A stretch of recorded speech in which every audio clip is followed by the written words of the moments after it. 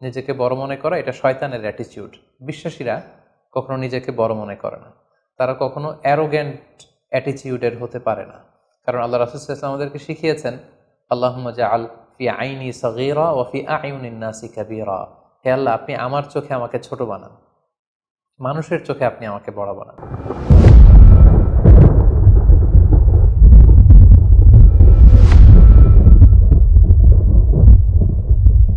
আসসালামু আলাইকুম ওয়া রাহমাতুল্লাহি ওয়া বারাকাতুহু। নাহমাদুহু ওয়া নুসাল্লি আলা রাসূলিহিল কারীম। আম্মা বা'দু ফাআউযু বিল্লাহি মিনাশ শাইতানির রাজীম। বিসমিল্লাহির রহমানির রহিম। আদম আলাইহিস সালাম, তিনি হচ্ছেন আবুল বাশার, মানবমণ্ডলীর আদি পিতা। তিনি পৃথিবীর প্রথম মানুষ এবং প্রথম নবী। গোটা মানবমণ্ডলীর মধ্য থেকে আল্লাহ তাআলা আদম আলাইহিস সালামকে পৃথিবীর প্রথম মানুষ এবং প্রথম নবী হিসেবে বাছাই করেছেন। আর আমরা পৃথিবীতে যারা আছি, আমরা সবাই হচ্ছি বানি আদম বা আদম আলাইহিস সালামের বংশধর। আল্লাহ তাআলা আদম আলাইহিস সালামকে সৃষ্টি করার অনেক আগে এই পৃথিবীতে প্রথমে জিন তৈরি করেছিলেন। আল্লাহ তাআলা ইরশাদ করছেন, ওয়াল জান্না খলাকনাহু মিন ক্বাবলু মিন নারিস সামুম। আর আমি মানবজাতি সৃষ্টির অনেক আগে প্রজ্বলিত আগুনের শাখা থেকে জিন জাতিকে তৈরি করেছি। আল্লাহ তাআলা যখন আদম আলাইহিস সালামকে সৃষ্টি করবেন বলে চিন্তা করলেন, আল্লাহ তাআলা সিদ্ধান্তটি ফেরেশতাদের সাথে শেয়ার করলেন। আল্লাহ তাআলা বললেন, ইন্নী জাআইলুন ফিল আরদি খলিফা। ওহে ফেরেশতারা, আমি পৃথিবীতে আমার রিপ্রেজেন্টেটিভ, আমার প্রতিনিধি হিসেবে মানুষ তৈরি করতে যাচ্ছি। যেহেতু জিন জাতিরা পৃথিবীতে আদম আলাইহিস সালামের আগেই অনেক রক্তপাত করেছিল, বিশৃঙ্খলা সৃষ্টি করেছিল, সেই অভিজ্ঞতার আলোকে সেই ডিসকাশনে আল্লাহ তাআলার সাথে ফেরেশতাদের ডিসকাশনে ফেরেশতারা তাদের মতামত পেশ করলেন। তারা বললেন তাদের অভিজ্ঞতার আলোকে, ক্বালু আতাজআলু ফিহা মান ইউফসিদু ফিহা ওয়া ইয়াসফিকুদ দিমা। অর্থাৎ, হে আল্লাহ, আপনি কি এমন কোনো জাতি তৈরি করবেন যারা পৃথিবীতে ফাসাদ সৃষ্টি করবে, ক্যাওস করবে, রক্তপাত করবে? নাহনু নুসাব্বিহু বিহামদিকা ওয়া নুকদ্দিসু লাক। আমরা তো আপনার তাসবিহ পড়ি, আপনার প্রশংসা করি, আমরাই তো ভালো, কেন আপনি আবার মানুষ বানাতে যাবেন? আল্লাহ তাআলা বললেন, ইন্নী আ'লামু মা লা তা'লামুন। যে হে ফেরেশতারা, আমি এমন কিছু জানি যেটা তোমরা জানো না। আল্লাহ তাআলার এই সিদ্ধান্তের কথা যখন তিনি ফেরেশতাদেরকে জানিয়ে দিলেন যে আমি মানুষ বানাতে যাচ্ছি, অতঃপর আল্লাহ তাআলা তার সিদ্ধান্ত অনুযায়ী তিনি মানুষ তৈরি করলেন। আদম আলাইহিস সালাম হচ্ছে পৃথিবীর সর্বপ্রথম মানব। তিনি আদম আলাইহিস সালামকে মাটি থেকে তৈরি করেছেন। এই ভূপৃষ্ঠের যত জায়গায় যত ধরনের মাটি আছে, সব মাটিগুলোকে সেখান থেকে কিছু কিছু অংশ নিয়ে আল্লাহ তাআলা আদম আলাইহিস সালামকে তৈরি করলেন। আল্লাহ তাআলা ইরশাদ করছেন, ইন্নী খালিকুম বাশারাম মিন তিন। নিশ্চয় আমি মানবজাতিকে মাটি থেকে তৈরি করেছি। এজন্য বলা হয়ে থাকে মাটির মানুষ, বা আদম হচ্ছে মাটির তৈরি। বেসিকলি আমরা সবাই আমাদের মা এবং বাবা থেকে তৈরি হয়েছি, তাদের স্পার্ম থেকে, ওভাম থেকে। যেহেতু মানুষের এই বীর্য বা স্পার্মটি আমাদের খাবার দাবারের একটা শক্তিরস বা নির্যাস, এবং আমাদের খাবার দাবার, ফলমূল, এগুলো আসে বেসিকলি মাটি থেকে, সেই দিকে ইঙ্গিত করে আমাদেরকে বলা হয় যে আমরাও হচ্ছি মাটির তৈরি। আদম আলাইহিস সালামকে আল্লাহ তাআলা সরাসরি মাটি থেকে তৈরি করলেন, এবং এই সৃষ্টি প্রক্রিয়ার 3টি ধাপ ছিল। প্রথমত আল্লাহ তাআলা মাটিগুলোকে এঁটেল মাটিতে রূপ দিলেন, যেটাকে কোরআন বলেছে তিনুন লাজিব। তারপর সেই এঁটেল মাটিতে আল্লাহ তাআলা বৃষ্টি বর্ষণ করলেন, ফলে সেটা হয়ে গেল হামাইম মাসনুন, মানে কাদামাটি।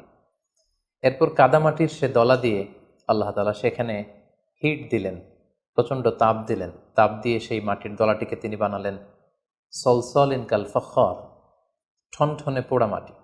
এবং সেই ঠনঠনে পোড়া মাটির যে কাঠামো, আল্লাহ তাআলা আদম আলাইহিস সালামের স্ট্রাকচার দিলেন, কাঠামো দিলেন, এবং সেই কাঠামোর ভেতরে আল্লাহ তাআলা রুহের ফুৎকার দিলেন। আল্লাহ বললেন, ফাইদা সাওয়াইতুহু ওয়া নাফাখতু ফীহি মির রূহি। যখন আমি আদমকে তৈরি করলাম, তখন then I breathed into him my spirit. আমি তার ভেতরে আমার রুহের ফুৎকার দিলাম। ফলে আদম আলাইহিস সালাম জীবিত মানুষ হিসেবে সর্বপ্রথম আবির্ভূত হল। আমরা যদি সহিহ বুখারীর দিকে তাকাই, তাহলে দেখব যে সহিহ বুখারীতে সাইয়েদনা আদম আলাইহিস সালামকে যখন আল্লাহ তাআলা তার আকৃতি দিয়েছেন, অবয়ব দিয়েছিলেন, তার হাইট কত ছিল, কত লম্বা তিনি ছিলেন, সে ব্যাপারে সহিহ বুখারীতে এসেছে, ওয়াকানা তুলহু সিত্তুনা যিরাআন, 60 বিঘত তিনি লম্বা ছিলেন। আমাদের হাতের এই কনুই থেকে আঙ্গুল পর্যন্ত এই জায়গাটিকে বলা হয় 1 বিঘত। সেই হিসেবে তিনি ছিলেন 60 বিঘত লম্বা, 60 কিউবিট। এবং সহিহ মুসলিমের একটি বর্ণনা থেকে আমরা জানতে পারি জুমার দিন আল্লাহ তাআলা আদম আলাইহিস সালামকে তৈরি করেছিলেন। ইয়াউমুল জুমআতি ফিহি খুলিকা আদম। জুমার দিনে আল্লাহ তাআলা আদম আলাইহিস সালামের সৃষ্টি প্রক্রিয়া এটাকে তিনি সম্পন্ন করেছেন। আদম আলাইহিস সালামকে তৈরি করার পরে আল্লাহ তাআলা ফেরেশতাদেরকে এবং আদম আলাইহিস সালামকে একসাথে করে একটি মক টেস্ট নিলেন। সেখানে আল্লাহ তাআলা তাদের সবাইকে কিছু শব্দের নাম শিক্ষা দিলেন এবং আদম আলাইহিস সালামকে ফেরেশতাদের সামনে এনে ফেরেশতাদেরকে আল্লাহ তাআলা বললেন যে এগুলোর নাম যদি তোমরা আমাকে বলতে পারো তাহলে বলো। আল্লাহ তাআলা বললেন আম্বিউনি বিআসমাই হাউলাই ইন কুনতুম সাদিকিন। ফেরেশতাদেরকে প্রথমে প্রশ্ন করা হলো, বলো তো এগুলোর নাম কি? ফেরেশতারা উত্তর করতে পারলেন না। অতঃপর আদম আলাইহিস সালামকে লক্ষ্য করে আল্লাহ যখন বললেন ইয়া আদম আম্বিহুম বিআসমাইহিম, হে আদম তুমি এই জিনিসগুলোর নাম সবাইকে শুনিয়ে দাও। ফালাম্মা আম্বাআহুম বিআসমাইহিম, আদম আলাইহিস সালাম যখন একটার পর একটা সবগুলো জিনিসের নামকরণ করে ফেলতে পারলেন, সবগুলো জিনিসের নাম বলতে পারলেন, ক্বালা আলাম আকুল লাকুম ইন্নী আ'লামু গায়বাস সামাওয়াতি ওয়াল আরদ, আল্লাহ তাআলা ফেরেশতাদেরকে বললেন আমি কি তোমাদেরকে বলিনি যে আমি আকাশ জমিনের গায়েবের সমস্ত বিষয়ের ধারক এবং বাহক, সব বিষয়ের জ্ঞান আমার কাছে আছে। সো আদমকে আমি এমন কিছু স্পেশাল ফিচার দিয়ে তৈরি করেছি যেগুলো অ্যাঞ্জেলদের মধ্যে ল্যাকিংস ছিল, ফলে ফেরেশতারা সেগুলো জানার পরেও সেগুলোর নাম আল্লাহ তাআলাকে রিপিট করে বলে শোনাতে পারেনি। কিন্তু আদম আলাইহিস সালাম সবগুলো জিনিসের নাম একটার পর একটা তিনি বলে ফেলতে পারলেন এবং এ থেকে প্রমাণিত হয় যে আল্লাহ তাআলা এখানে ফেরেশতাদের অপারগতা এবং আদম আলাইহিস সালামের শ্রেষ্ঠত্বের প্রমাণ তিনি এখানে স্থাপন করলেন। অনেকে প্রশ্ন করে থাকে যে আল্লাহ তাআলা আদম আলাইহিস সালামকে স্পেশালি এই জিনিসগুলোর নাম শিক্ষা দিয়েছিলেন, ফলে আদম আলাইহিস সালাম বলতে পেরেছেন, কিন্তু ফেরেশতাদেরকে তো এই জিনিসগুলোর নাম শিক্ষা দেওয়া হয়নি। সো তারা কি করে বলবে? কোরআনের কোথাও এটা সুস্পষ্ট বলা হয়নি যে আল্লাহ তাআলা যখন এই জিনিসগুলোর নাম শিক্ষা দিচ্ছিলেন তখন আলাদা করে আদম আলাইহিস সালামকে শিক্ষা দিচ্ছিলেন। বরং এমনও হতে পারে যে শেখানোর প্রক্রিয়াটি যখন চলছিল তখন ফেরেশতা এবং আদম তারা সকলেই উপস্থিত ছিল, কিন্তু আদম আলাইহিস সালামকে আল্লাহ তাআলা এমন কিছু মানবিক বৈশিষ্ট্য স্পেশাল ফিচার দিয়ে তৈরি করেছেন যার ফলে তিনি এগুলোর উত্তর করতে পেরেছিলেন। কিন্তু ফেরেশতাদের মধ্যে ওই বিষয়গুলো না থাকার কারণে ফেরেশতারা সেগুলোর উত্তর করতে পারেনি। ফেরেশতাদের সামনে আদম আলাইহিস সালামের শ্রেষ্ঠত্বের প্রমাণ হওয়ার পরে আল্লাহ তাআলা সকল ফেরেশতাদেরকে আদেশ করলেন যে তোমরা আদম আলাইহিস সালামকে একটা সম্মানসূচক সেজদা দাও, যেটাকে অনারারি প্রোস্ট্রেশন বলে। আল্লাহ তাআলা বললেন উসজুদু লি আদম ফাসাজাদু ইল্লা ইবলিস আবা ওয়াস্তাকবারা ওয়া কানা মিনাল কাফিরিন। আল্লাহ তাআলা আদেশ দেওয়ার সাথে সাথেই সকল ফেরেশতারা সেজদা দিল। আসলে এই সেজদাটা কেমন ছিল আমরা জানি না। আমরা সাধারণত রুকু করলে we just bow down our head just little bit, আমরা আমাদের মাথা একটু নিচু করি। আমরা যখন সেজদা দেই আমরা আমাদের কপাল মাটিতে ছুঁয়ে দেই, এটা হচ্ছে আমাদের সেজদা। কিন্তু ফেরেশতাদের সেজদা আসলে আদতে কেমন ছিল আমরা জানি না। এজন্য ফেরেশতাদের কোনো বিষয়, জিনদের কোনো বিষয়, এটা যদি আমরা আমাদের মতো করে কল্পনা করি এটা ভুল হবে। বরং যেভাবে সেজদা দেওয়ার দরকার ছিল ফেরেশতারা ঠিক সেভাবেই আদম আলাইহিস সালামকে সেজদা দিয়েছেন। কিন্তু এই সেজদাটি এবাদতের সেজদা নয়, কারণ এবাদত হিসেবে সেজদা দেওয়া যাবে শুধুমাত্র কেবলমাত্র আল্লাহ তাআলাকে। এই সেজদাটি ছিল সম্মানসূচক সেজদা, অনারারি প্রোস্ট্রেশন। ফাসাজাদু ইল্লা ইবলিস, আল্লাহ তাআলা আদেশ দেওয়ার সাথে সাথে সকল ফেরেশতারা সেজদা দিল ইবলিস ছাড়া। আবা ওয়াস্তাকবারা ওয়া কানা মিনাল কাফিরিন, সে সেজদা দিতে অস্বীকৃতি জানালো, ফলে সে কাফিরদের অন্তর্ভুক্ত হয়ে গেল। এখন প্রশ্ন হচ্ছে হু ইজ দিস ইবলিস? ইবলিস কে? এতক্ষণ পর্যন্ত আমরা আল্লাহ তাআলার সাথে ফেরেশতাদের ডিসকাশন, শেয়ারিং শুনেছি। আদম আলাইহিস সালামকে হঠাৎ করে সৃষ্টি করলেন, কিন্তু নাও এ নিউ ক্যারেক্টার অ্যাপিয়ার্ড, নতুন একটি ক্যারেক্টার চলে এসেছে, সেটা হচ্ছে ইবলিস। ইবলিস হচ্ছে এক মহাজ্ঞানী সত্তা, যে হচ্ছে কানা মিনাল জিন। কোরআন আমাদেরকে কনফার্ম করেছে কানা মিনাল জিন্নি ফাফাসাকা আন আমরি রাব্বি। ইবলিস বা শয়তান বেসিকলি জিন জাতির অন্তর্গত। আমরা আমাদের আদম আলাইহিস সালামের আলোচনার শুরুতেই বলেছি যে আল্লাহ তাআলা মানব সৃষ্টির আগে এই পৃথিবীতে জিন তৈরি করেছিলেন। ইবলিস হচ্ছে সেই জিনের অন্তর্গত। সে এবাদতে এত বেশি পরিশ্রমী ছিল, সে বেশি বেশি আবাদত করতে করতে আল্লাহ তাআলার প্রিয় সত্তায়, প্রিয় ভাজনে পরিণত হয়েছে। ফলে আল্লাহ তাআলা তার স্ট্যাটাসকে অনেক হাই করে দিয়েছেন এবং ফেরেশতাদের সাথে থাকবার সুযোগ করে দিয়েছিলেন। তাকে আল্লাহ তাআলা এতটাই সম্মান দিয়েছিলেন, সে চাইলেই আল্লাহ তাআলার সাথে সরাসরি কথা বলতে পারত। কিন্তু আল্লাহ তাআলা যখন আদম আলাইহিস সালামকে সেজদা দেওয়ার আদেশ করলেন, সবাই সেজদা দিল ইবলিস ছাড়া। আল্লাহ তাআলা এ পর্যায়ে ইবলিসকে জিজ্ঞেস করলেন মা মানাআকা আল্লা তাসজুদা ইয আমারতুক, হে ইবলিস, কিসে তোমাকে বাধা দিল সেজদা দিতে? কেন তুমি সেজদা দিলে না? সবাই যেখানে সেজদা দিল, তুমি কেন সেজদা দিলে না? ইবলিস তখন উত্তরে বলল, আনা খাইরুম মিনহু খলাকতানি মিন নার ওয়া খলাকতাহু মিন তিন। আমি আদমের চাইতে শ্রেষ্ঠ। সে আল্লাহর সাথে আর্গুমেন্ট দিতে শুরু করলো, লজিক দিতে শুরু করলো। সে যদি অন্তত এতটুকু বলতো যে আল্লাহ, আপনি কেন আমাকে সেজদা দিতে বলছেন, আমি এটার সিগনিফিক্যান্স, এটার কারণ জানতে চাই, অথবা আল্লাহ আমি ভুল করে ফেলেছি, আপনি আমাকে ক্ষমা করুন, এর কোনোটাই না করে সে আল্লাহর সাথে আর্গুমেন্ট দিতে লাগলো। আর্গুমেন্টেটিভ একটা অ্যাটিটিউড তার মধ্যে গ্রো করলো। সে বলল, খলাকতানি মিন নার ওয়া খলাকতাহু মিন তিন।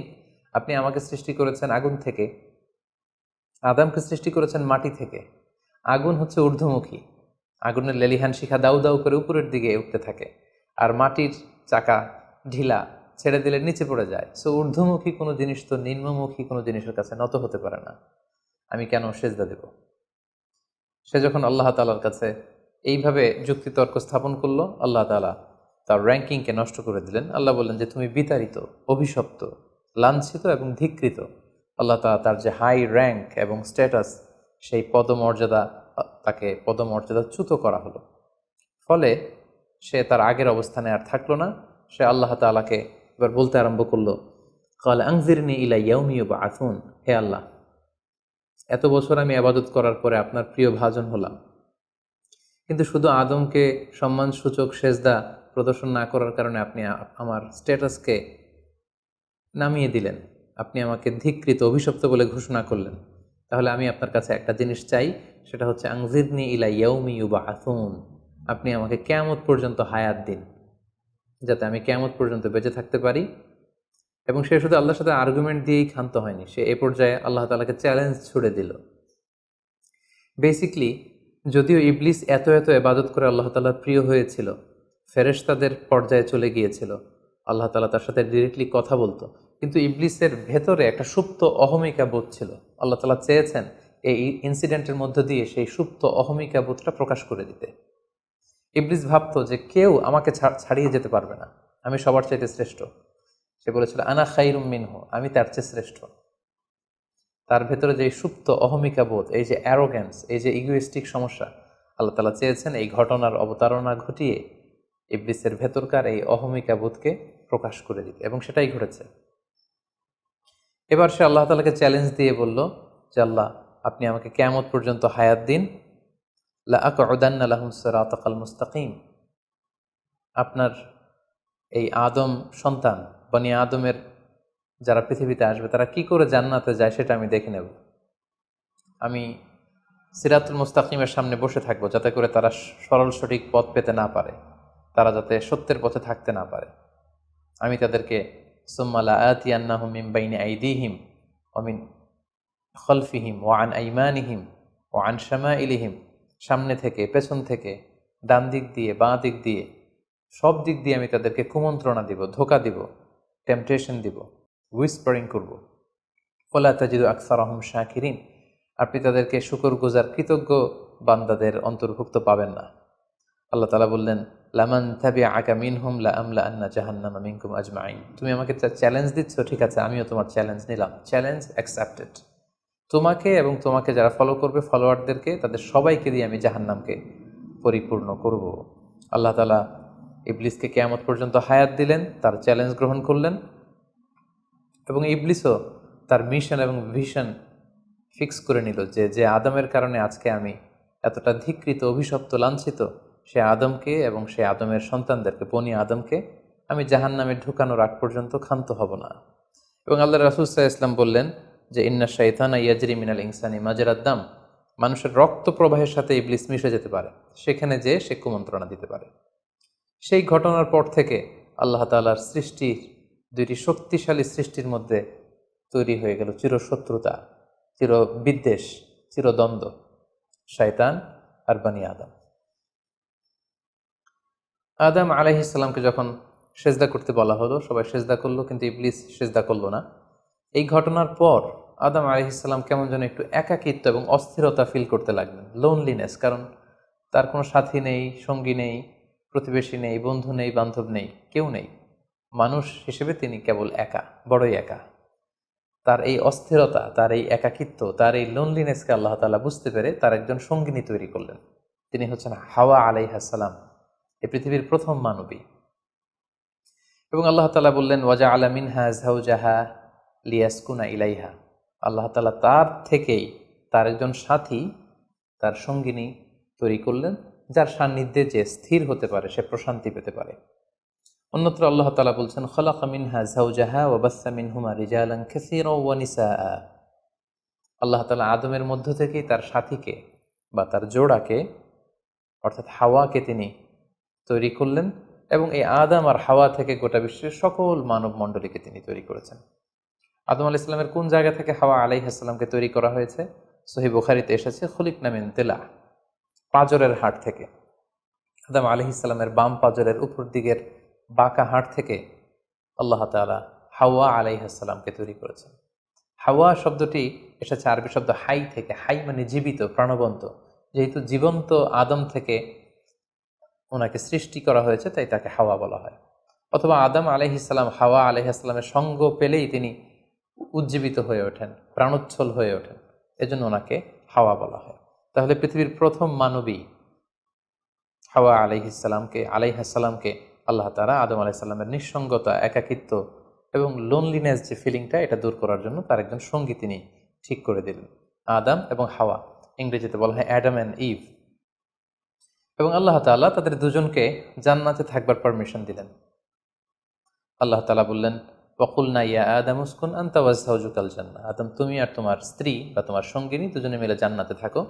তবে এক্ষেত্রে কিছু ডুজ অ্যান্ড ডোন্টস আছে, কিছু ওয়ার্নিং আছে, কিছু প্রিকশন আছে। সেটা হচ্ছে ওয়াকুলা মিনহা রাগাদান হাইসু শি'তুমা। এই বাগানে, এই জান্নাতের যেখান থেকে মনে যায় তৃপ্তি সহকারে তোমরা উভয়ে খাও, কিন্তু ওয়ালা তাকরাবা হাযিহি শাজারাতা ফাতাকুনা মিনাল যালিমিন। জান্নাতের যেখান থেকে মনে চায় তোমরা খেতে পারো, পান করতে পারো, ঘুরে বেড়াতে পারো, আনন্দ উৎসব করতে পারো, কিন্তু ওয়ালা তাকরাবা হাযিহি শাজারা, এই গাছের ফল খাবে না। Be aware of this tree, এই গাছের কাছেও যাবে না। যদি যাও, যদি খাও, তাহলে ফাতাকুনা মিনাল যালিমিন, তোমরা জালিমদের অন্তর্ভুক্ত হয়ে যাবে। তাহলে আল্লাহ তাআলা আদম এবং হাওয়াকে জান্নাতে থাকার সুযোগ দিলেন, সেখানে কি করা যাবে কি করা যাবে না সেটা বাতলে দিলেন, ডুজ অ্যান্ড ডোন্টস দিলেন এবং ওয়ার্নিং দিয়ে দিলেন। কিন্তু তারপর যেটা ঘটলো সেটা হচ্ছে, আমরা জানি যে ইবলিস কিন্তু তার মিশন এবং ভিশনকে ফিক্স করে নিয়েছে যে সে আদমকে গোমরা করেই ছাড়বে, ধোঁকা দিয়েই ছাড়বে। এবং সে অনুপাতে সে সামহাও জান্নাতে ঢুকে আদম এবং হাওয়া আলাইহিস সালামকে উইসপারিং করে, টেম্পটেশন দিয়ে, কুমন্ত্রণা দিয়ে তাদেরকে বিভ্রান্ত করে ফেলল। কোরআন বলছে ফাওয়াসওয়াসা লাহুমা শাইতান লিইউবদিয়া লাহুমা মা উরিয়া আনহুমা মিন সাওআতিহিমা। শয়তান তাদের দুজনকে টেম্পটেশন দিয়ে, কুমন্ত্রণা দিয়ে ধোঁকার মধ্যে ফেলে দিল। শয়তান এসে বলল, আমাকে আল্লাহ সৃষ্টি করেছেন অনেক আগে, তোমাদেরকে সৃষ্টি করার আগে আল্লাহ তাআলা আমাদেরকে জানিয়েছিলেন যে তোমাকে এবং হাওয়াকে আল্লাহ তাআলা এই জান্নাতে রাখতে চান না, তোমাদের দুজনকে আল্লাহ পৃথিবীতে পাঠিয়ে দিতে চান। কারণ এখানে তারাই থাকতে পারবে যারা ফেরেশতা, তোমরা ফেরেশতা নও। আর এখানে পার্মানেন্টলি থাকার জন্য, রেসিডেন্সিয়াল পারমিটের জন্য একটা জিনিস লাগে, সেটা হচ্ছে ওই গাছের ফল খেতে হয়। যারা ওই গাছের ফল খেয়ে ফেলবে তারা এখানকার চিরকালীন বাসিন্দা হয়ে যাবে, তারা কখনো পৃথিবীতে যাওয়া লাগবে না। সো এই জন্য আল্লাহ তাআলা তোমাদেরকে ফল খেতে নিষেধ করেছেন ওই গাছে। তোমরা যদি ওই গাছের ফল খেয়ে ফেলো তাহলে তোমরা এখানকার চিরস্থায়ী অধিবাসী হয়ে যাবে। কোনোভাবেই আল্লাহ তাআলা তোমাদেরকে এখান থেকে তাড়াতে পারবেন না। কিন্তু আল্লাহ তাআলা চাইছেন তোমাদেরকে এখান থেকে তাড়িয়ে পৃথিবীতে পাঠিয়ে দিবেন। আমি তোমাদেরকে কসম করে বলছি, আমি তোমাদের ওয়েল উইশার, শুভাকাঙ্ক্ষী। শয়তান বলল যে ওয়াকাসামাহুমা ইন্নী লাকুমা মিনান নাসিহিন, নিশ্চয় আমি তোমাদের জন্য শুভাকাঙ্ক্ষী, তোমরা আমার কথা শোনো। যদি এখানে আরামে দিনাতিপাত করতে চাও তাহলে তোমরা এই ফল খাও, ফলে তোমাদেরকে আর কোথাও যাওয়া লাগবে না। আদম আলাইহিস সালাম আল্লাহ তাআলা সে দেয়ার ডুজ অ্যান্ড ডোন্টস, সে ওয়ার্নিংয়ের কথা ভুলে তিনি এবং তার স্ত্রী ওই নিষিদ্ধ ফল থেকে খাওয়া শুরু করলেন। এবং খাওয়ার সাথে সাথেই ফালাম্মা যাকা শাজারাতা বাদাত লাহুমা সাওআতুহুমা ওয়া তাফিকা ইয়াখসিফানি আলাইহিমা মিন ওয়ারাকিল জান্নাহ। ওই নিষিদ্ধ গাছের ফল খাওয়ার সাথে সাথেই আদম আলাইহিস সালাম এবং হাওয়া আলাইহিস সালামের গায়ে যে জান্নাতি পোশাক ছিল, অটোমেটিক্যালি সেই পোশাক খুলে পড়তে আরম্ভ করলো। ওনারা উলঙ্গ হয়ে যেতে লাগলেন। তড়িঘড়ি করে ওনারা জান্নাতের বিভিন্ন পাতা এনে বিভিন্ন লতা পাতা এনে ওনাদের প্রাইভেটকে ওনারা ঢাকলেন, এবং তখনই ওনারা বুঝতে পারলেন আমরা কি করলাম, আমরা তো মহাভুল করে ফেলেছি, আমরা তো আল্লাহ তাআলার আদেশকে অমান্য করেছি। আল্লাহ তাআলার সাথে সাথে বললেন, আলাম আনহাকুমা আনতিল কুমার সাজারা, আদম এটা তোমরা কি করলে, আমি তো এটা কখনো এক্সপেক্ট করিনি, আমি কি তোমাদেরকে নিষেধ করিনি এই গাছের ফল খেতে, এবং আমি কি তোমাদেরকে বলে দেইনি যে ইন্না শাইতানা লাকুমা আদুউম মুবিন, শয়তান তোমাদের সুস্পষ্ট চিরশত্রু, কেন তোমরা এই কাজটা করলে। আদম আলাইহিস সালাম এবং হাওয়া আলাইহিস সালাম ওনারা লজ্জিত হলেন, ওনাদের কাজের জন্য ওনারা লজ্জিত হলেন। আল্লাহ তাআলা বলছেন, ওয়ালাকাদ আহিদনা ইলা আদামা মিন ক্বাবলু ফানাসিয়া ওয়ালাম নাজিদ লাহু আজমা, আমি আদমকে ওসিয়ত করেছিলাম যে এই কাজটি তুমি করো না, কিন্তু আদম আলাইহিস সালাম ভুলে গিয়েছেন। আল্লাহ তাআলার আদেশ পালনে আল্লাহ বলছেন আমি আদমকে দৃঢ় প্রত্যয়ী পাইনি। ফলে আদম আলাইহিস সালাম এবং হাওয়া আলাইহিস সালাম ওনারা নিজেদের ভুল বুঝতে পারলেন এবং অনুতপ্ত হলেন, লজ্জিত হলেন, আল্লাহ তাআলার কাছে ক্ষমা চাইতে লাগলেন। আল্লাহ তাআলা তাদেরকে ক্ষমার কিছু বাক্য শিখিয়ে দিলেন। ফাতালাক্কা আদামু মির রাব্বিহি কালিমাত, কিছু বাক্য শিখিয়ে দিলেন। সে বাক্যগুলো কি ছিল? সেগুলো ছিল রব্বানা যালামনা আনফুসানা ওয়া ইল্লাম তাগফির লানা ওয়া তারহামনা লানাকুনান্না মিনাল খাসিরিন, মানে হে আল্লাহ আমরা জুলুম করে ফেলেছি আমাদের নাফসের উপর, আমরা ভুল করেছি, আপনি যদি আমাদেরকে ক্ষমা না করেন, যদি রহম না করেন, আমরা তো ক্ষতিগ্রস্তদের অন্তর্ভুক্ত হয়ে যাব। আদম আলাইহিস সালাম এবং হাওয়া আলাইহিস সালাম উভয়ে অনুতপ্ত হলেন, লজ্জিত হলেন এবং চোখের পানি ছেড়ে এই দোয়াটি পড়ে পড়ে আল্লাহ তাআলার কাছে ক্ষমা চাইলেন, এবং আল্লাহ তাআলা তাদের উভয়কে ক্ষমা করে দিলেন। এবার আল্লাহ তাআলা তাদের দুজনকে বললেন, যেহেতু তোমরা আমার আদেশকে মান্য করতে পারোনি, সেজন্য তোমাদেরকে পৃথিবীতে চলে যেতে হবে। ইহবিতু বা'দুকুম লিবা'দিন আদু, তোমাদেরকে পৃথিবীতে নামিয়ে দেয়া হলো। ওয়ালাকুম ফিল আরদি মুস্তাকাররু ওয়া মাতাউন ইলা হিন, এই পৃথিবী হবে তোমাদের আবাসস্থল, এই পৃথিবীতে অনেক জীবন উপকরণ তোমাদের জন্য থাকবে। ফিহা তাহিয়াউন ও ফিহা তামুতুন ওয়া মিনহা তুখরুজুন, you live there, you die there, and you will be resurrected from there. তোমরা পৃথিবীতে বসবাস করবে, পৃথিবীতেই তোমাদের মৃত্যু হবে, এবং এই পৃথিবীর কবর থেকেই, মাটি থেকেই তোমাদেরকে আবার আমি পুনরুত্থান করব, and this is my decision. Adam আলাইহিস সালাম এবং হাওয়া আলাইহিস সালাম পৃথিবীর প্রথম মানব এবং মানবীকে জান্নাত থেকে আল্লাহ তাআলা পৃথিবীতে নামিয়ে দিলেন, এবং আল্লাহ বললেন যে তোমাদেরকে নামিয়ে দিয়েই আমি ক্ষান্ত হচ্ছি না। ফাইম্মা ইয়াতিয়ান্নাকুম মিন্নি হুদান, আমার গাইডেন্স তোমাদের কাছে আসবে। ফামান তাবিআ হুদায়া ফালা ইয়াযিল্লু ওয়ালা ইয়াশকা, আমার দেয়া পথ নির্দেশিকা এবং গাইডেন্স যারা মেনে চলবে তারা কখনো পথভ্রান্ত হবে না, তারা কখনো গোমরা হবে না। অতঃপর আল্লাহ তাআলা তাদের দুজনকে পৃথিবীতে নামিয়ে দিলেন। আদম এবং হাওয়া কোথায় নামিয়ে দিলেন এ ব্যাপারে ঐতিহাসিকদের মধ্যে মতভেদ পাওয়া যায়। কিছু কিছু ঐতিহাসিকগণ বলেন যে আদম আলাইহিস সালামকে মক্কা এবং তায়েফের মাঝখানে দাহনা নামক একটা জায়গায় আল্লাহ নামিয়ে দিয়েছেন। কোনো কোনো বর্ণনা মতে পাওয়া যায় যে আদম আলাইহিস সালামকে আল্লাহ তাআলা ইন্ডিয়ান সাবকন্টিনেন্টে শ্রীলঙ্কার সিংহাল নামক একটা জায়গায় পাঠিয়েছেন, এবং তারা সেখানে অ্যাডামস পিক নামে একটি পাহাড়ের কথা বলে থাকেন, যেখানে আদম আলাইহিস সালামের ফুটপ্রিন্ট বা পায়ের ছাপ সংরক্ষিত আছে বলে অনেক ঐতিহাসিকগণ মত প্রকাশ করেছেন। হাওয়া আলাইহিস সালামকে সৌদি আরবের জেদ্দা নগরীতে আল্লাহ তাআলা নাজিল করেন বলে অনেক ঐতিহাসিকগণ মতামত দিয়েছেন। তাহলে তারা পৃথিবীর এক এক দিকে এক একজন, অনেক দিন পরে তারা দুজন সৌদি আরবের জাবালে রাহমা, যেখানে বিদায় হজের ভাষণ দিয়েছিলেন আল্লাহ রাসূল সাল্লাল্লাহু আলাইহি ওয়াসাল্লাম, ময়দানটাকে বলা হয় ময়দানুল আরাফাত, আরাফাতের ময়দানে ওনারা আবার রিইউনাইটেড হয়েছেন এই পৃথিবীর বুকে। সম্মানিত, শুধু এ পর্যায়ে আমরা জানবো how was the life of Adam and Eve on earth. এই পৃথিবীতে আদম আলাইহিস সালাম এবং হাওয়া আলাইহিস সালামের একেবারে পৃথিবীর শুরুর দিকের জীবন পরিক্রমাটা কেমন ছিল, হাউ ওয়াজ দেয়ার লাইফ, কীভাবে তারা তাদের জীবন অতিবাহিত করেছেন। আমরা জানি যে তাদের দুজনের মাধ্যমেই হিউম্যান হিস্ট্রি শুরু হয়েছিল, মানব ইতিহাস। তাদের জীবন পরিক্রমাটা কিছুটা ভিন্ন, আমাদের চাইতে ভিন্ন, যেহেতু তারাই পৃথিবীর প্রথম মানব এবং মানবী। তাদের কোনো প্রতিবেশী নেই, তাদের কোনো বন্ধুবান্ধব নেই, পৃথিবীতে আর কোনো মানুষ তাদের আশেপাশে ছিল না, শুধু তারাই। তো সেক্ষেত্রে এক আল্লাহ তাআলার ইবাদত ছাড়া তাদের মৌলিক যে কাজটা ছিল সেটা ছিল পপুলেশন, কাল্টিভেশন অ্যান্ড কনস্ট্রাকশন। কি করে জনসংখ্যা বৃদ্ধি করা যায় পৃথিবীতে, কি করে সন্তান লালন পালন করা যায়, কি করে চাষাবাদ করা যায়, কি করে ফার্মিং করা যায়, এবং কি করে মানব সভ্যতার বিনির্মাণ করা যায়, এটাই ছিল পৃথিবীর প্রথম মানব এবং এই মানবীর প্রধানতম দায়িত্ব। যেহেতু ওনারা যদি নতুন প্রজন্ম তৈরি না করেন, ওনারা যদি চাষাবাদ না করেন, ওনারা যদি সভ্যতা বিনির্মাণ না করেন, তাহলে পৃথিবীতে মানব সভ্যতা টিকে থাকবে না। ফলে মৌলিক আবাদতের পাশাপাশি এগুলোই ছিল ওনাদের কাজ। আল্লাহ তাআলা সব শিখিয়ে দিলেন কিভাবে গাছ রোপণ করতে হয়, কিভাবে চাষাবাদ করতে হয়, কিভাবে ছাগল গরু এগুলো লালন পালন করতে হয়, এবং সেখান থেকে কিভাবে দুধ দহন করে নিজেদের খাবারের যোগান দিতে হয়।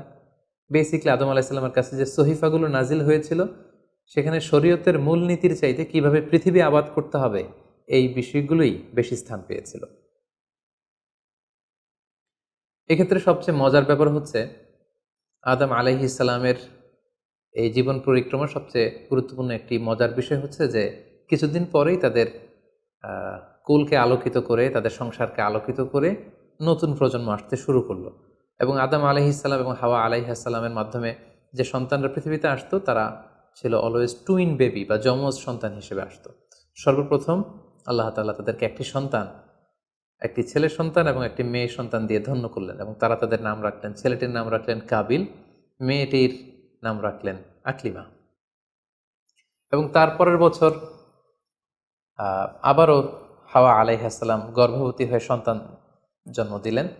সেক্ষেত্রেও একটি ছেলে একটি মেয়ে, কারণ এই ছেলে মেয়েদের বিয়ে দেওয়ার তখন পদ্ধতি ছিল এই বছর যেই ছেলে জন্মগ্রহণ করেছে সেই ছেলের সাথে পরের বছরের মেয়ের বিয়ে হতো, এবং এই বছর যে মেয়ে জন্মগ্রহণ করেছে তার সাথে পরের বছরের ছেলের সাথে এভাবে ক্রসিং সিস্টেমে বিয়ে হতো। যেহেতু পৃথিবীতে আর কোনো মানুষ তাদের আশেপাশে ছিল না, ফলে নিজেদের ভাই বোনদের মধ্যে বিয়ে হতো, তবে ওলট পালট করে। তো এর ফলে বাই ডিফল্ট আদম আলাইহিস সালামের ছেলে কাবিলের ভাগ্যে এসে জুটল তার পরের টার্নের যে বোন জন্মগ্রহণ করেছে হাবিলের সাথে, তার নাম ছিল লাবুদা। লাবুদার সাথে কাবিলের বিয়ে হবে এবং হাবিলের সাথে ইকলিমার বিয়ে হবে, এটাই ফিক্স করা হলো। কিন্তু এখানে একটি সমস্যা দেখা দিল, সেটি হচ্ছে ইকলিমা ছিল খুবই সুন্দরী, she was a very beautiful lady. ফলে কাবিল এটা মেনে নিতে পারেনি। সে প্রশ্ন উত্থাপন করলো যে কেন আমি লাবুদাকে বিয়ে করব? লাবুদা হচ্ছে কিছুটা শ্যামলা প্রকৃতির, আমি তাকে বিয়ে করব না, বরং আমার সাথে আমার যে বোন জন্মগ্রহণ করেছে সে ইকলিমাকে আমি বিয়ে করব। আদম আলাইহিস সালাম বললেন, না, এটা আল্লাহর দেয়া আদেশ। তোমার সাথে তোমার যে যমজ বোন জন্মগ্রহণ করেছে তাকে তুমি বিয়ে করতে পারবে না, বরং তোমার পরে হাবিল এবং লাবুদা যে জন্মগ্রহণ করেছে সে লাবুদা হবে তোমার স্ত্রী, এবং তোমার সাথে তোমার যে বোন আকলিমা জন্মগ্রহণ করেছে সে আকলিমা হবে হাবিলের স্ত্রী। কিন্তু কাবিল এটা সহজে মেনে নিতে পারেনি। ফলে সে এখানে প্রশ্ন উত্থাপন করলো এবং সে বলল যে আমি আকলিমাকে বিয়ে করতে চাই। দেখা দিল এক মহা সমস্যা। তখন আল্লাহ তাআলা আদম আলাইহিস সালামকে জানিয়ে দিলেন, ঠিক আছে, হাবিল এবং কাবিলকে কুরবানি করতে বলো, যার কুরবানি কবুল হবে সেই আকলিমাকে পাবে। এবং তখন কোরবানির সিস্টেম ছিল, কোরবানি করে চলে আসার পরে আকাশ থেকে আগুন এসে যেই কোরবানিকে ঝলসে দিত, সেই কোরবানিটা আল্লাহ তাআলার কাছে কবুল হয়েছে বলে ধরে নেওয়া হতো। আদম আলাইহিস সালামের ছেলে কাবিল বেসিকলি চাষি ছিল, সে এক বস্তা গম আল্লাহ রাস্তায় কোরবানি করলো। আর হাবিল সে মেষ চড়াতো, ছাগল চড়াতো, সে একটি বকরি জবাই করে আল্লাহ রাস্তায় কুরবানি করলো, এবং তারা অপেক্ষা করতে লাগলো যে কার কুরবানি কবুল হয়। দেখা গেল আকাশ থেকে আগুন এসে হাবিলের বকরি বা ছাগলটাকে ঝলসে দিয়েছে, কিন্তু কোনো আগুন এসে কাবিলের গমের বস্তাকে বা গমের স্তূপকে ঝলসে দেয়নি। ফলে প্রমাণিত হলো যে হাবিলের কুরবানি আল্লাহ তাআলার দরবারে কবুল হয়েছে, এবং আল্লাহ তাআলার দেয়া আগের বিধান অনুযায়ী হাবিলই আকলিমাকে বিয়ে করার সুযোগ পাবে। এই কথাটি আল্লাহ তাআলা খুব সুন্দর করে কোরআনুল কারীমে উল্লেখ করেছেন। আল্লাহ বলছেন, ফাতুকুব্বিলা মিন আহাদিহিমা ওয়ালাম ইউতাকাব্বাল মিনাল আখার। তাদের একজনের কোরবানি কবুল হলো, আরেকজনেরটি হলো না। ফলে হাবিল আকলিমাকে বিয়ে করার সুযোগ পেল। কিন্তু কাবিল এতে আরো প্রচণ্ড জেলাসি ফিল করতে লাগলো। সে হিংসায় জ্বলে পুড়ে অত্যন্ত রেগে গিয়ে বলল, লা আক্তুলান্নাক, হাবিল আমি তোমাকে হত্যা করব, তোমাকে হত্যা করে হলেও আমার সুন্দরী বোন আকলিমাকে আমি ছিনিয়ে নিব। তখন হাবিল বলতে লাগলো যে লাইম বাসাত্তা ইলাইয়া ইয়াদাকা লিতাকতুলানি মা আনা বিবাসিতি ইয়াদি আলি ইলাইকা লিআকতুলাক। অর্থাৎ, হে কাবিল, তুমি যদি আমাকে হত্যা করতে অগ্রগামী হও, হাত বাড়াও, আমি আমার হাতকে বাড়াবো না তোমাকে আঘাত করার জন্য। কারণ তুমি যদি আমাকে হত্যা করো তাহলে আমার পাপ, তোমার পাপ সবটাই তোমার ঘাড়ে বর্তাবে, আর আমি এত বড় পাপ কাজ কখনোই করতে চাই না।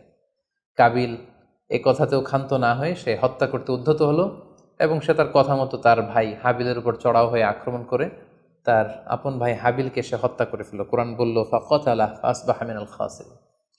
কাবিল হাবিলকে হত্যা করে ফেলল প্রতিহিংসার অনলে জ্বলে পুড়ে শয়তানের কুমন্ত্রণায়। পৃথিবীর প্রথম হত্যাকাণ্ড, the first murder ever in the world, পৃথিবীর প্রথম হত্যাকাণ্ড সংঘটিত হলো এবং হত্যাকারী ছিল আদম আলাইহিস সালামের ছেলে কাবিল। এবং এই পৃথিবীর প্রথম নিহত মানুষের নাম হচ্ছে হাবিল। সহিহ বুখারীতে আল্লাহ রাসূল সাল্লাল্লাহু আলাইহি ওয়াসাল্লাম ইরশাদ করেছেন, আউয়ালু মান সান্নাল কতলা। কাবিল হচ্ছে ওই ব্যক্তি যে পৃথিবীতে সর্বপ্রথম হত্যার ট্র্যাডিশন চালু করেছে। কাবিলের আগে কেউই পৃথিবীতে হত্যাকাণ্ড ঘটায়নি, ফলে হাবিল হচ্ছে পৃথিবীর প্রথম শহীদ বা প্রথম নিহত মানুষ। এবং কাবিল যেহেতু এই হত্যার ট্র্যাডিশন করেছে, এই মার্ডারের ট্র্যাডিশন করেছে, ফলে পৃথিবীতে যারাই এই বিচার বহির্ভূত হত্যা বা অন্যায়ভাবে কাউকে হত্যাকাণ্ডের সাথে জড়িত হবে তার একটি পার্সেন্টেজ গুণা কিয়ামত পর্যন্ত কাবিলের ভাগেও এটি যেতে থাকবে। এখন যে মজার ব্যাপারটি ঘটেছে সেটি হচ্ছে, কাবিল যখন হাবিলকে আক্রমণ করেছে, হাবিলকে নিহত করেছে, হত্যা করেছে, হত্যা করার পরে হাবিল লাশ হয়ে শুয়ে রইল। কারণ কাবিল যখন হাবিলকে আক্রমণ করেছে, হাবিলের গা থেকে যখন ব্লিডিং হয়েছে, সে ছটফট ছটফট করতে করতে এক পর্যায়ে মারা গেল। কিন্তু মারা যাওয়া কাকে বলে এটাও পৃথিবীর কেউ জানতো না। কাবিল নিজেও বুঝতে পারেনি যে এইভাবে আমি আঘাত করলে হাবিল এইভাবে মরে যাবে, তার ব্লিডিং হবে। মৃত্যু কি এটা তারা জানে না, কারণ এই পর্যন্ত এই পৃথিবীতে কেউ তো মারা যায়নি। ফলে সে দেখলো যে কিছুক্ষণ আগে আমার ভাই হাবিল আমার সাথে কথা বলছিল, এখন হাবিল আর কথা বলে না, চুপ করে শুয়ে আছে, নড়ে না চড়ে না। কাবিল তার ভাইকে কাঁধে নিয়ে ঘুরতে লাগলো। কি করবে, সে কথা বলে না কেন? কারণ এটা যে মৃত্যু, দিস ইজ দ্য ডেথ, এটা তাদের জানা ছিল না। এবং তার ভাইয়ের লাশকে সে কি করবে সে নিজে বুঝতে পারছিল না। তখন হাবিলকে শিক্ষা দেওয়ার জন্য আল্লাহ তাআলা একটি কাককে পাঠালেন। ফাবাআসাল্লাহু গুরাবান ইয়াবহাসু ফিল আরদি লিউরিয়াহু কাইফা ইউয়ারি সাওআতা আখি। দুটি কাক এসে একটি কাক আর একটি কাককে হত্যা করলো এবং হত্যাকারী কাকটি তার ঠোঁট দিয়ে তার পা দিয়ে মাটি খুঁড়ে গর্ত করে সেই গর্তের ভেতরে মৃত কাকটিকে ফেলে আবার মাটি দিয়ে ঢেকে ফেললো। এই দৃশ্যটি হাবিল দেখে বুঝতে পারলো যে আমাকেও আমার কাবিল দেখে বুঝতে পারলো আমাকেও একই কাজ করতে হবে। কাবিল তখন মাটি খুঁড়ে তার ভাই হাবিলকে মাটি চাপা দিয়ে পৃথিবীর প্রথম ফিউনারাল বা বারিফাইংয়ের যে সিস্টেম, কবর দেওয়ার যে প্রক্রিয়া, এটা তিনি সারলেন। আদম আলাইহিস সালাম তখন চলে গিয়েছিলেন মক্কায় কাবা নির্মাণের কাজে বা হজের কাজে। সেখান থেকে ফিরে এসে এই ঘটনা শুনে তিনি অত্যন্ত দুঃখ পেলেন। তিনি কাবিলকে ভর্ৎসনা করলেন এবং আদম আলাইহিস সালামের সন্তান সন্ততি সবাইকে ডেকে তিনি নাসিহত করলেন, এক আল্লাহর আদেশ মেনে নেওয়ার জন্য তিনি সবাইকে আহ্বান জানালেন। হাবিলের পরবর্তীতে আল্লাহ তাআলা এওয়াদান আন হাবিল, হাবিলের পরিবর্তে তিনি শীস আলাইহিস সালামকে আদম আলাইহিস সালামের ছেলে হিসেবে পৃথিবীতে দান করলেন। হাওয়া আলাইহিস সালামের কোল জুড়ে পৃথিবীতে আসলো শীস এবং তার সাথে তার টুইন বোন হাজুরা পৃথিবীতে আসলো। এবং আদম আলাইহিস সালামের পরে শীস আলাইহিস সালামকে আল্লাহ তাআলা নবী হিসেবে সিলেক্ট করলেন। এবং সহিহ ইবনে হিব্বানের একটি বর্ণনা এসেছে, যদি বর্ণনাটি দুর্বল, যে শীস আলাইহিস সালামের কাছে আল্লাহ তাআলা 50টি সহিফা নাজিল করেছিলেন। দেখতে দেখতে আদম আলাইহিস সালাম তার জীবনের 1000 বছর পূর্ণ করলেন। তিনি বয়োবৃদ্ধ হয়ে আসলেন এবং তার এই নবুয়তির দায়িত্ব আল্লাহ তাআলা শীস আলাইহিস সালামের কাঁধে দেওয়ার পরে আদম আলাইহিস সালামের পৃথিবী থেকে বিদায় নিলেন। কোথায় তাকে কবর দেওয়া হয়েছে? ঐতিহাসিকদের মধ্যে একাধিক মত পাওয়া যায়। কোনো কোনো বর্ণনা মতে ওনাকে মক্কাতে কবরস্থ করা হয়েছে, কোনো কোনো ঐতিহাসিক বর্ণনা মতে ওনাকে বাইতুল মাকদাসে কবরস্থ করা হয়েছে। আর ঠিক এভাবেই পৃথিবীর প্রথম মানব এবং প্রথম নবী আদম আলাইহিস সালাম এই পৃথিবী থেকে বিদায় নিয়ে পরপারে পাড়ি জমালেন। সম্মানিত সুধী, আদম আলাইহিস সালামের এই জীবনী থেকে আমাদের জন্য কি শিক্ষা? কেন আল্লাহ তাআলা কালামুল্লাহ মাজিদে কোরআন কারিমে নবীদের ঘটনাগুলো বর্ণনা করেছেন? কেন আদম আলাইহিস সালামের ঘটনা আমাদেরকে শুনিয়েছেন? নিশ্চয়ই এর পেছনে কারণ রয়েছে। সেটি হচ্ছে আমরা যাতে করে এই জীবনী থেকে আমাদের প্রাত্যহিক জীবনের জন্য শিক্ষা, লেসন, এগুলো যাতে গ্রহণ করতে পারি। আদম আলাইহিস সালামের এই বর্ণাঢ্য জীবনী থেকে, সংগ্রামী জীবনী থেকে আমরা কি শিখতে পারি, কি কি লেসন আমাদের জন্য রয়েছে, এ পর্যায়ে আদম আলাইহিস সালামের জীবনী থেকে শিক্ষাগুলো আমরা আলোচনা করব। আদম আলাইহিস সালামের জীবনী থেকে প্রথম যে শিক্ষাটা আমরা পাই সেটা হচ্ছে সৃষ্টির জন্য অহংকার করা বা অ্যারোগেন্স এটা শোভা পায় না। অহংকার করা এটা হচ্ছে স্রষ্টার বৈশিষ্ট্য। কোনো সৃষ্টি কখনো অহংকার করতে পারে না। আল্লাহ তাআলা বলেছেন হাদিসে কুদসিতে, আল কিবরিয়া উরিদা ই, অহংকার হচ্ছে আমার চাদর, এজন্য যে অহংকার করবে ওকে আমি জাহান্নামে নিক্ষেপ করব। কিন্তু শয়তানের ক্ষেত্রে আমরা এই মিস্টেকটাই দেখেছি। সে অহংকারের ফাঁদে পা দিয়ে আল্লাহ তাআলার আদেশ অমান্য করেছে এবং সে ধিক্কৃত অভিশপ্ত একটা সত্তায় পরিণত হয়েছে। এবং সে বলেছে যে আনা খাইর মিনহু, আমি আদমের চাইতে শ্রেষ্ঠ। কোনো বিশ্বাসী, কোনো প্র্যাকটিসিং মুসলিম কখনো নিজেকে বড় মনে করতে পারে না। ইসলাম আমাদেরকে এটা শেখায় না। নিজেকে বড় মনে করা এটা হচ্ছে শয়তানের স্বভাব, যেটা আমরা আদম আলাইসাল্লাম এবং শয়তানের যে ঘটনা ইনসিডেন্ট সেখান থেকে আমরা জানতে পারলাম। নিজেকে বড় মনে করা এটা শয়তানের অ্যাটিটিউড। বিশ্বাসীরা কখনো নিজেকে বড় মনে করে না, তারা কখনো অ্যারোগ্যান্ট অ্যাটিটিউডের হতে পারে না। কারণ আল্লাহ রাসূল সাল্লাল্লাহু আলাইহি ওয়াসাল্লাম আমাদেরকে শিখিয়েছেন, আল্লাহুম্মা জাআল ফি আইনি সাগীরা ওয়া ফি আ'ইউনিন নাসি কাবীরা, হে আল্লাহ আপনি আমার চোখে আমাকে ছোট বানান, মানুষের চোখে আপনি আমাকে বড় বানান। আপনি নিজেকে কখনো বড় বলে উপস্থাপন করতে পারবেন না। আপনি বড় এটা আপনার মুখে বলা শোভা পায় না, বরং আপনি বড় কিনা ছোট এটা মানুষ প্রমাণ করবে, সেটা মানুষ ডিসাইড করবে। এজন্য আল্লাহ রাসূল সাল্লাল্লাহু আলাইহি ওয়াসাল্লাম বলতেন, হে আল্লাহ আমার চোখে আপনি আমাকে ছোট বানান, মানুষের চোখে আপনি আমাকে বড় বানান। তাহলে আদম আলাইহিস সালাম এবং ইবলিসের এই ঘটনা থেকে আমরা প্রথম যে শিক্ষাটা পাই সেটা হচ্ছে আমরা যেন কখনো আমাদের অন্তরে অহমিকা বোধ লালন না করি, আমরা যেন এই ইগোইস্টিক সমস্যাতে না ভুগি, আমরা কখনো যেন অহংকারী না হই, বরং আমরা যেন বিনয়ী হতে পারি। বিনয়ী বান্দাদেরকে আল্লাহ তাআলা পছন্দ করেন। নিজেকে বড় মনে করা এটা হচ্ছে শয়তানের স্বভাব, এবং সে নিজেকে বড় মনে করেই চির অভিশপ্ত হিসেবে চিহ্নিত হয়েছে। আদম আলাইহিস সালামের ঘটনা থেকে আরও একটি শিক্ষা আমরা যেটি পাই সেটি হচ্ছে শয়তানের প্রথম মিশন ছিল মানুষের দেহ থেকে পোশাক খুলে ফেলা। আই রিপিট, আমি আবারও বলছি, মানুষের দেহ থেকে পোশাক খুলে ফেলা, নগ্নতা বা অশ্লীলতা, এটা হচ্ছে শয়তানের প্রধান হাতিয়ার। আমরা এই ঘটনা থেকে জেনেছি যে আদম আলাইহিসসালাম এবং হাওয়া আলাইহিসসালাম তারা যখন ওই নিষিদ্ধ গাছ থেকে ভক্ষণ করলেন, তারা যখন নিষিদ্ধ ফলটি খেয়ে ফেললেন, সাথে সাথে জান্নাতের পোশাক তাদের দেহ থেকে খুলে পড়ে গিয়েছে। এবং কেন আদম আলাইহিসসালাম এবং হাওয়া আলাইহিসসালামকে শয়তান ওয়াসওয়াসা দিয়েছিল? সূরা আরাফে আল্লাহ বলছেন, লিউরিয়াহুমা সাওআতিহিমা, যাতে করে তাদের প্রাইভেট, তাদের লজ্জাস্থান প্রকাশিত হয়ে পড়ে। তাহলে আমরা এই ঘটনা থেকে আরও যে শিক্ষাটি পাই সেটি হচ্ছে নগ্নতা এবং অশ্লীলতা হচ্ছে শয়তানের প্রধান হাতিয়ার। বর্তমানে আমরা সেটাই দেখতে পাচ্ছি যে শয়তান আমাদের পোশাককে খাটো করতে চাচ্ছে। দিনকে দিন আমাদের পোশাকের ধরন এমন হতে যাচ্ছে, বিশেষ করে আমাদের বোনদের বা নারীদের পোশাকের দিকে যদি আমরা তাকাই, এটা ছোট হতে হতে এমন একটা পর্যায়ে চলে যাচ্ছে, এর মাধ্যমে কিন্তু এই নিউডিটি বা নগ্নতা এবং অশ্লীলতার ছড়াছড়ি আমাদের সমাজে খুব বেড়ে গিয়েছে। এবং এটা ছিল শয়তানের প্রধান হাতিয়ার। আমাদের আদি পিতা এবং আদি মাতাকে এই নগ্নতা এবং অশ্লীলতার মাধ্যমেই, তাদের দেহ থেকে পোশাক খোলার মাধ্যমে কিন্তু শয়তান প্রথম তার শত্রুতা প্রকাশ করতে পেরেছিল। এবং কারা আসলে আমাদের শত্রু, কে আমার শত্রু কে আমার বন্ধু, এটা আমাদেরকে জানতে হবে। আল্লাহ তাআলা খুব সুস্পষ্টভাবে কোরআনে বলেছেন যে ইন্নাহু লাকুম আদু মুবিন, তোমরা শয়তানের পদাঙ্ক অনুসরণ করো না, কারণ শয়তান হচ্ছে তোমাদের সুস্পষ্ট শত্রু। সো কে আমার বন্ধু কে আমার শত্রু, এ ব্যাপারে যেন আমরা সুস্পষ্ট একটি ধারণা পেতে পারি, এই জন্য কোরআন আমাদেরকে জানিয়েছে শয়তান হচ্ছে আমাদের প্রকাশ্য শত্রু।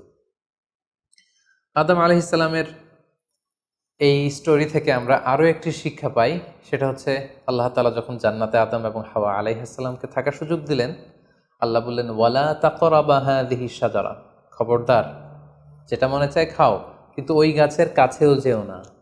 আল্লাহ তাআলা কিন্তু বলেননি ওই গাছের ফল খেও না, আল্লাহ বলেছেন কাছেও যেও না। এটা একটা কোরআনিক টার্ম, কাছেও যাওয়া যাবে না। ফল খাওয়া তো দূর কি বাত, ওই গাছের ফল খাওয়া তো অনেক পরের কথা, আগে কাছে গেলেই না ফল খাওয়া না খাওয়ার প্রসঙ্গটা আসে। এজন্য আল্লাহ তাআলা সাবধান করে বলে দিয়েছিলেন কাছেও যেও না। এটা কোরআনের একটা টার্ম। অশ্লীলতার ব্যাপারে যখন আল্লাহ আমাদেরকে সাবধান করেছেন, আল্লাহ বলেছেন ওয়ালা তাকরাবুজ জিনা, অশ্লীলতার কাছেও যেও না। যেখানে আল্লাহ তাআলা আমাদেরকে শিখাচ্ছেন যে কাছেও যেও না, কিন্তু আমরা আমাদের দেশে কাছে আসার গল্পের নাম কিন্তু এখন শুনছি। আমরা মোস্ট রিসেন্টলি কিছু বছর আগে ক্লোজ আপ ওয়ানের কাছে আসার দুর্দান্ত সব গল্প নিয়ে তারা কিছু প্রোগ্রাম করেছিলেন, সেখানে তরুণ তরুণীদেরকে খুব বেশি কাছে আসার জন্য তারা একে অপরের কাছে আসা, লাভ স্টোরিগুলো শেয়ার করা, এগুলো তারা প্রমোট করেছে। কিন্তু তার বিপরীতে কোরআনিক পয়েন্টস অফ ভিউ যদি আমরা দেখি, সেখানে কিন্তু আমরা ভিন্ন কনসেপশন দেখতে পাই। সেখানে কোরআন আমাদেরকে বলেছে যে কাছেও যাওয়া যাবে না, তোমরা কাছেও যেও না। সো এই বিষয়টি যেন আমরা মনে রাখবার চেষ্টা করি। আদম আলাইহিস সালামের ঘটনা থেকে আরও একটি শিক্ষা আমরা পাই, সেটা হচ্ছে শয়তান সবসময় আমাদেরকে অস্থির বানাতে চেষ্টা করে। মানে আমার আরও লাগবে, আমার আরও চাই, আমার আরও পেতে হবে। যেমন জান্নাতে নিঃসন্দেহে আদম এবং হাওয়া আলাইহিস সালামের জন্য কোনো অভাব ছিল না, সব কিছু সেখানে ছিল। তারপরেও কেন তাদেরকে, যেটাকে নিষিদ্ধ করা হয়েছে, ওই ফল কেন খাওয়া লাগবে? শয়তান এসে সেই কাজটাই করেছে। শয়তান বোঝাতে চাচ্ছে তোমাদের আরও লাগবে, আরও। এই অফুরন্ত খাবার এবং নাজ নেয়ামতে তোমাদের হবে না, বরং যেটা আল্লাহ নিষেধ করেছে ওইটাতেই যেতে হবে। সো এটা হচ্ছে শয়তানের একটা ধোঁকা দেওয়ার পদ্ধতি। শয়তান সবসময় আমাদেরকে আরও চাই, আমাদের আরও লাগবে, আরও পাওয়ার জন্য শয়তান আমাদেরকে উৎসাহিত করে। এরকম আরও আরও করে যখন আমরা এসবের পেছনে ছুটতে থাকি, ফলে আমরা অস্থির হয়ে উঠি। শয়তান কখনোই চায় না আমরা যেন প্রশান্ত চিত্তের অধিকারী থাকি, আমরা যেন ধীরস্থির থাকি। আপনি যখনই ধীরস্থির হবেন, আল্লাহর সিদ্ধান্তে যখন আপনি সন্তুষ্ট হবেন, তখনই আপনার মনে একটা প্রশান্তি চলে আসবে। ফলে আপনি তখন আল্লাহকে নিয়ে ভাবার সুযোগ পাবেন, আপনার জীবনকে নিয়ে সন্তুষ্ট হবেন। তখন আপনার মধ্যে একটা কামনেস, একটা ট্রায়াঙ্কুলিটি চলে আসবে। কখনোই শয়তান এটা চায় না, বরং শয়তান সবসময় একটা প্রতিযোগিতার মধ্যে রেখে আরও লাগবে, আরও চাই, এরকম একটা উন্মাদনা, অস্থিরতা শয়তান সবসময় আমাদের মধ্যে ছড়িয়ে দিতে চায়। এই গল্প থেকে আমরা আরও একটি জিনিস শিখতে পারি, সেটা হচ্ছে দ্য পাওয়ার অফ দোয়া। দোয়ার যে কত বড় শক্তি। একটু খেয়াল করে দেখুন যে আল্লাহ তাআলা শয়তানের দোয়াও কিন্তু ফিরিয়ে দেয়নি, কিন্তু আমরা অল্পতে নিরাশ হয়ে যাই। শয়তান বলেছিল, আল্লাহ তুমি আমাকে চিরকাল বেঁচে থাকার সুযোগ দাও, লম্বা হায়াত দাও। আল্লাহ এই দোয়া কবুল করলেন। শয়তান বললেন, আল্লাহ আমি ডানে বায়ে সামনে পেছনে সব দিক থেকে যেন আদম এবং হাওয়াকে, মানুষকে কুমন্ত্রণা দিতে পারি, তুমি সুযোগ দাও। আল্লাহ সুযোগ দিলেন, আল্লাহ দোয়া কবুল করলেন। শয়তান বলল, আল্লাহ আমি যেন মানুষের শিরায় উপশিরায় রক্তের প্রবাহের ভেতরে ঢুকে যেন আমি টেম্পটেশন দিতে পারি। আল্লাহ তালা এটাও কবুল করলেন। তো যে আল্লাহ তালা শয়তানের দোয়া কবুল করে ফেলতে পারেন, সে আল্লাহ তালাকে আমাদের দোয়া কবুল করবেন না? অবশ্যই করবেন। তো সেক্ষেত্রে দোয়ার মতো দোয়া করতে হবে। সিনসিয়ার দোয়া ইজ লাইক এ মিজাইল। আপনি যদি সিনসিয়ারলি দোয়া করেন, এটা মিজাইলের মতো। মিজাইল হামলা করলে যেমনি লক্ষ্যবস্তুতে যে ভেদ করে, তেমনি দোয়ার মতো যদি দোয়া করা যায়, চাওয়ার মতো যদি আল্লাহ তালার কাছে চাওয়া যায়, সেই দোয়াটাও আল্লাহ তালা কবুল করবেন। দোয়া ইটস অ্যান আর্ট, এটা একটা শিল্প। কেমন করে চাইতে হয়, কেমন করে দোয়া করতে হয়, সেটাও জানতে হয়। সো আমরা যখন আল্লাহ তালার কাছে চাইবো, আমরা যেন খুব সিনসিয়ারলি চাই। 5 নম্বর যেই শিক্ষাটি আমরা পাই, সেটা হচ্ছে রিপেন্টেন্স, অনুতপ্ত হওয়া। শয়তানও আল্লাহর আদেশ অমান্য করেছে, আদম আলাইহিস সালামও আদেশ অমান্য করেছে। আল্লাহ বলেছেন সেজদা দাও, শয়তান সেজদা না দিয়ে আদেশ অমান্য করলো। আল্লাহ তাআলা আদমকে বলেছেন এই গাছের কাছে যেও না, আদম আলাইহিস সালাম ভুল করে খেয়ে তিনিও আদেশ অমান্য করলেন। পার্থক্যটা কোথায়? পার্থক্য হচ্ছে শয়তান ভুল করে সে ভুলের উপর অটল থেকে গিয়েছিল, অহংকার করেছিল। কিন্তু আদম আলাইহিস সালাম ভুল করে তিনি অনুতপ্ত হয়েছিলেন। শয়তান ভুল করে ভুলের উপর স্থির থাকে, আর আল্লাহর প্রিয় বান্দারা ভুল করে তারা আল্লাহ তাআলার কাছে ক্ষমা চায়। আমরা মানুষ হিসেবে আমাদের ভুল হতেই পারে, এটা খুবই স্বাভাবিক। কুল্লুকুম খত্তা, তোমরা সবাই পাপী। ও খয়রুল খত্তাইনা তাওয়াবুন, এই পাপীদের মধ্যে সবচেয়ে শ্রেষ্ঠ পাপী হচ্ছে যে পাপী পাপ করার পরই আল্লাহ তাআলার কাছে তওবা করে, অনুতপ্ত হয়। অনুতপ্ত বান্দার চোখের পানির যে কত পাওয়ার, জাহান্নামের আগুন কোনো কিছু দিয়ে নেভানো সম্ভব না, কিন্তু অনুতপ্ত বান্দার চোখের পানি দিয়ে জাহান্নামের আগুন নিভে যায়। একজন বান্দা যখন ভুল করে, পাপ করে, ভুল বুঝতে পেরে অনুতপ্ত হয়ে চোখের পানি ছাড়ে, তার চোখের পানি চোখ বেয়ে, তার নাকের ডগা বেয়ে মাটিতে পড়ার আগেই আল্লাহ অনুতপ্ত বান্দার সব গুনাহ মাফ করে দেন। তাই আমরা যেন আল্লাহ তাআলার কাছে অনুতপ্ত হতে পারি। শয়তান আল্লাহকে সেদিন চ্যালেঞ্জ দিয়ে বলেছিল, আল্লাহ আমি দেখে নেব কি করে তুমি তোমার বান্দাদেরকে জান্নাতে ঢুকাও। আল্লাহ তাআলা বললেন, চ্যালেঞ্জ অ্যাকসেপ্টেড, তোমার চ্যালেঞ্জকে আমিও গ্রহণ করলাম। তুমি আজীবন আমার বান্দাদেরকে ধোঁকা দিবে, কিন্তু আমার বান্দা যখন অনুতপ্ত হয়ে চোখের পানি ছেড়ে ক্ষমা চাইবে, আমি জীবনের সব গুনাহ মাফ করে দেব। সো অনুতপ্ত হয়ে আল্লাহর কাছে চাওয়ার এই সুযোগকে যেন আমরা নষ্ট না করি। আমরা যেন ভুল করলে আল্লাহ তাআলার কাছে ক্ষমা চাই, আমরা যেন তাওবা করে ফিরে আসি। 6 নম্বর যে শিক্ষাটি আমরা আদম আলাইহিস সালামের গল্প থেকে পাই সেটা হচ্ছে our life is full of struggle. আমাদের জীবনটা হচ্ছে খুবই স্ট্রাগল করে এই জীবনটাকে লিড করতে হয়। এখানে অনেক ইফোর্ট দিতে হয়। দুনিয়াকে বলা হয় দারুল আসবাব, পরিশ্রম করে লড়াই করে নিজের অবস্থানকে এখানে জানান দিতে হয়। প্রতিকূল পরিবেশে কিভাবে আপনি টিকে থাকবেন, দুর্যোগ মোকাবেলা করে কিভাবে আপনি টিকে থাকবেন, সেটার শিক্ষা কিন্তু এই পৃথিবীতে আছে। যেমন আদম আলাইহিসসালাম, হাওয়া আলাইহিসসালাম যখন পৃথিবীতে এসেছেন, তাদের জন্য সব কিছু যে একেবারে প্রিপেয়ার্ড ছিল ব্যাপারটি এমন নয়।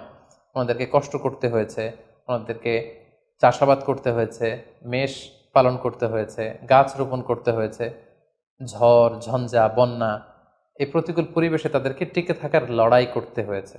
ফলে এই পৃথিবীতে টিকে থাকতে হলে লড়াই করতে হয়, সংগ্রাম করতে হয়। এই জীবনটা হচ্ছে সংগ্রামময় একটা জীবন। ফলে আদম আলাইহিস সালামের এই সংগ্রামী জীবন থেকে আমরা এটাও বুঝতে পারি যে এখানে আমাদেরকে টিকে থাকার জন্য লড়াই করে করে নিজের অস্তিত্বের জানান দিতে হবে। সর্বশেষ আদম আলাইহিস সালামের জীবনী থেকে যে আমরা শিক্ষাটি পাই সেটি হচ্ছে এই পৃথিবীতে অনেক ধরনের ফিতনা আছে, এর মধ্যে নারী ঘটিত ফিতনা একটি বড় ধরনের ফিতনা, এবং এই পৃথিবীর প্রথম যে হত্যাকাণ্ড সেটা নারী ঘটিত কারণেই হয়েছে। এবং সহিহ মুসলিম আল্লাহ রাসূল সাল্লাল্লাহু আলাইহি ওয়াসাল্লাম বলেছেন, ফাইন্না আউওয়ালা ফিতনাতি বানি ইসরাঈল কানাত ফিন্নিসা, বনি ইসরায়েলের প্রথম ফিতনাও নারীদের ব্যাপারেই ঘটেছে। এবং আল্লাহ রাসূল বলেছেন, আমার পরে তোমাদের জন্য নারীদের ফিতনার চাইতে বড় কোনো ফিতনা আমি রেখে যাইনি। ফলে এই নারী ঘটিত ফিতনা থেকে আমাদেরকে সাবধান থাকতে হবে। বর্তমানেও যখন আমরা পত্রপত্রিকা খুলি, প্রায় কিন্তু আমরা এই ধরনের অশ্লীলতা, নগ্নতা, ধর্ষণের মতো জঘন্য ঘটনার কথা আমরা শুনি। এতে করে আমরা বুঝতে পারছি যে নারী ঘটিত ফিতনাটা আসলেই অনেক বড় ফিতনা। এক্ষেত্রে আসলে নারীদেরকে ব্লেম করা হচ্ছে না, এক্ষেত্রে উভয়ই সমানভাবে অপরাধী। নারী পুরুষ উভয়কেই আল্লাহ তাআলা তাদের চোখকে অবনমিত রাখতে বলেছেন। এই হাদিস দ্বারা এটা প্রমাণ হয় না যে নারীদেরকে ব্লেম করা হচ্ছে, বরং ঘটনাটা যেহেতু নারী কেন্দ্রিক, সেহেতু নারী ঘটিত ফিতনার কারণে পৃথিবীতে প্রথম হত্যাকাণ্ড ঘটেছে, এবং এখনও এ জাতীয় ঘটনার কারণে অনেক ধরনের ফাসাদ ফিতনা সমাজে ছড়িয়ে পড়ছে। সো আমাদেরকে আদম আলাইহিস সালামের জীবনী থেকে আরও একটি শিক্ষা হচ্ছে, এই নারী ঘটিত ফিতনা থেকে বেঁচে থাকার জন্য নারী পুরুষ উভয়কেই তাদের নজর বা দৃষ্টির লাগাম টেনে ধরতে হবে। দৃষ্টিকে যদি আমরা নিয়ন্ত্রণ করতে না শিখি তাহলে ফিতনা কমানো সম্ভব না। আল্লাহ রাসূল সাল্লাল্লাহু আলাইহি ওয়াসাল্লাম বলেছেন, আন নাযার সাহমুন মিন সিহামি ইবলিস, দৃষ্টি হচ্ছে শয়তানের বিষ মাখানো তীরবানের মধ্যে থেকে একটি তীর। এই বিষ মাখানো তীর দিয়ে শয়তান নারী পুরুষকে কাবু করে অশ্লীলতার পথের দিকে নিয়ে যায়। সম্মানিত শুধু এই ছিল আদম আলাইহিস সালামের সংগ্রামী জীবন কাহিনী, এবং ওনার জীবনী থেকে আমাদের জন্য কিছু লেসন বা শিক্ষা। আল্লাহ তাআলা আমাদের সবাইকে নবীদের রেখে যাওয়া পথ এবং মতে, তাদের অনুসৃত পথে আমাদেরকে পরিচালিত করুক। আসসালামু আলাইকুম ওয়া রাহমাতুল্লাহি ওয়া বারাকাতুহু।